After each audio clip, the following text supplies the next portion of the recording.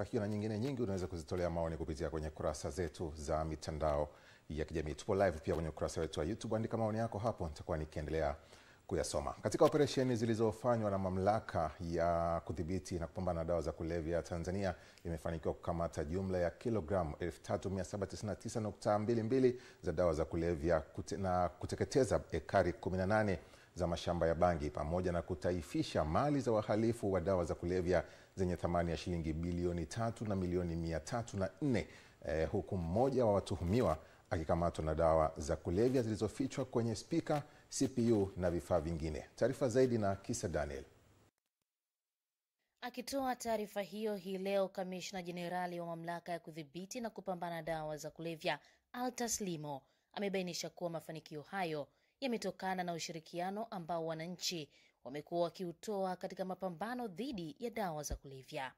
Mahakama Kuu Division ya Rushwa na Uhujumu Uchumi ilitoa maamuzi ya kutaifisha kwa mali zenye thamani ya shilingi bilioni 3 na milioni 304 za watuhumiwa Salehe Hamisi Baselemani na Agawari Bachi Fakiri, ambao wanatuhumiwa kwa makosa ya kujihusisha na biashara ya dawa za kulevya. Aidha, Kamishna Limo ameeleza kuwa katika operesheni nyingine iliyofanyika katika mkoa wa Rukwa, wamefanikiwa kumkamata Bwana Godwin Andrew mwenye umri wa miaka 26, mkazi wa Mbalizi, Mbeya, akiwa na dawa za kulevya aina skanka zenye uzito wa kilogramu 244.3, dawa ambazo zilikuwa zimefichwa ndani ya spika, mashine za kupooza hewa, mashine za kukatia majani na vifaa vya kompyuta, yani CPU.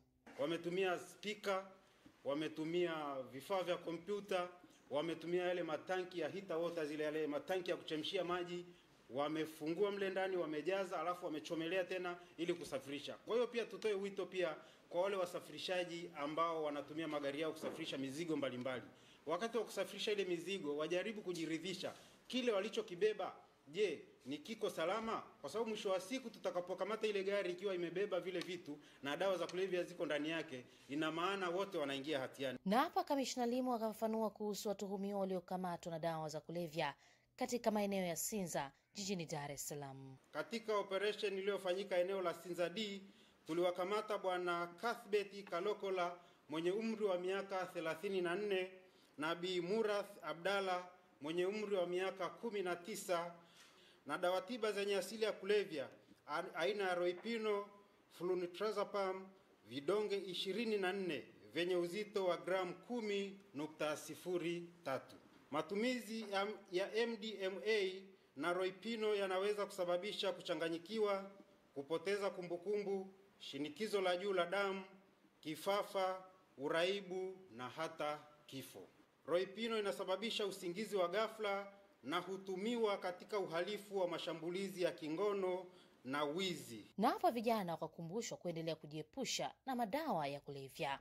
Tujiepushe kabisa, kwa sababu hivyo vitu ndio vinafanya tunapoteza future. Inafika sehemu unakuwa umekuja chuo kwa ajili ya kitu kingine, lakini unakuja kuambulia hasara, kwa sababu kama utalipa ada na utakuja uanze kutumia bangi, manake moja kwa moja kwanza itakuasili, huwezi kunafika utasahau kwamba kila ambacho kimekuleta hapa ni nini. Kwa na vijana wenzangu, tujiepushe kabisa na matumizi ya bangi pamoja na madawa ya kulevya. Jiepushe na marafiki wabaya, marafiki ambao wanakushawishi kutumia vitu vibaya, kwa mfano matumizi ya madawa ya kulevya, bangi na aina zote za madawa ya kulevya ambazo tunafundishwa kuanzia vitabu vya dini, wataalamu wa afya, serikali inatuhusia kwamba siku zote vinatupatia madhara. Kisa Daniel, EATV, Dar es Salaam. Asante Kisa Daniel kwa taarifa hii ya mapambano dhidi ya dawa za kulevya. Tuangazie kwenye uga wa sheria.